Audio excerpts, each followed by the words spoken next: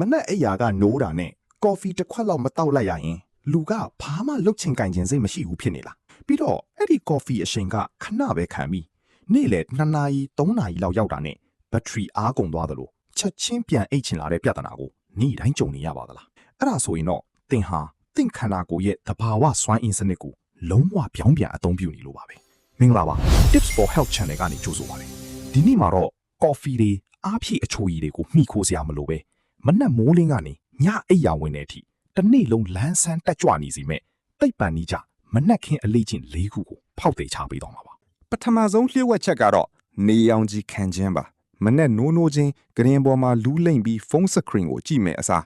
အပြင်ကိုထွက်ဒါမှမဟုတ်ပြတင်းပေါက်ကိုဖွင့်ပြီးမနက်ခင်းနေရောင်ကြီးကိုမျက်စိထဲဝင်ခွင်းပြုလိုက်ပါကျွန်တော်တို့ရဲ့မျက်လုံးထဲကိုနေရောင်ကြီးဝင်သွားတဲ့အခါအုံနောက်ကနေအိတ်ချင်စိတ်ကိုဖြစ်စေတဲ့မဲလာတိုနင်ဟော်မုန်းထုတ်လွှတ်မှုကိုချက်ချင်းရပ်တန့်ပစ်လိုက်ပါတယ်အဲ့ဒီအစားခန္ဓာကိုယ်ကိုနိုးကြားစေတဲ့ကော်တီဆောဟော်မုန်းကိုအမြင့်ဆုံးထုတ်လုပ်ပေးပါတယ်ဒီလို9မိနစ်ကနေ10မိနစ်လောက်နေရောင်ကြီးခံလိုက်ခြင်းဟာကော်ဖီပြင်းပြင်းတစ်ခွက်တောက်တာထက်အစပေါင်းများစွာပိုပြီးအုံနောက်ကိုလန်းဆန်းသွားစေပါတယ်ဒုတိယလျှို့ဝှက်ချက်ကတော့ကော်ဖီကိုချက်ချင်းမတောက်ပါနဲ့ဆိုတာပါကျွန်တော်တို့အိတ်နေတဲ့အချိန်မှာအုံနောက်ထဲမှာအိတ်ချင်စီတဲ့တက်အဒီနိုဆင်းတွေစုပုံနေတတ်ပါတယ်မနက်နိုးချင်းမှာအဲ့ဒီတက်တွေကအကုန်မပြောက်သေးပါဘူးအဲ့ဒီအချိန်မှာသင်ကကော်ဖီကိုချက်ချင်းတောက်လိုက်ရင်ကဖိန်းတက်ကအဲ့ဒီအိတ်ချင်တဲ့တက်တွေကိုဖျောက်ဖျက်ပြတ်တာမဟုတ်ပဲခဏသွားပြီးဖုံးထားလိုက်ရုံပါပဲကော်ဖီအရှိန်လည်းပြည်သွားရောခုနကဖုံးထားတဲ့အိတ်ချင်တဲ့တက်တွေကအလုံးအရင်နဲ့ပြန်ပေါ်လာလို့နေ့လယ်ပိုင်းမှာရုတ်တရက်အကြီးအကျယ်ငိုက်ညံလာရတာပါဒါကြောင့်ကော်ဖီတောက်ချင်ရင်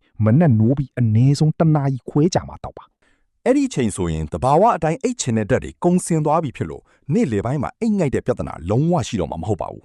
တတိယလျှို့ဝှက်ချက်ကတော့ရေတောက်တဲ့အခါအဆင့်မြင့်တင်ပါ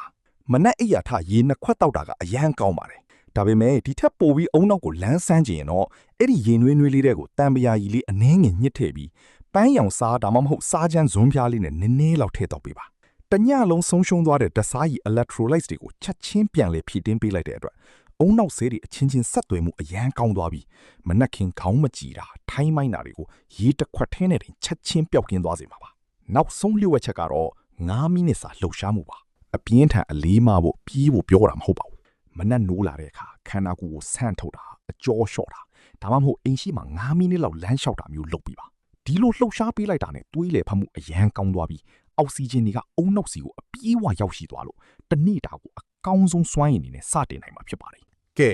မနက်ဖြန်မနက်ကစပြီးကော်ဖီကွက်ကိုအရင်မလှမ်းပဲပြတင်းပေါက်ကိုဖွင့်နေရောင်ကြီးခံပြီးတံပရာစားရည်လေးကိုအရင်ဆုံးတောက်ကြည့်လိုက်ပါတင်းရဲ့တနေ့တာလုံးဘလောက်တောင်အားအင်တွေပြေဝနေမလဲဆိုတာကိုယ်တိုင်လက်တွေ့စမ်းသပ်ကြည့်ဖို့တိုက်တွန်းချင်ပါတယ်တင်းရောမနက်အိယာထရင်အရင်ဆုံးဘာလုပ်လိရှိလဲ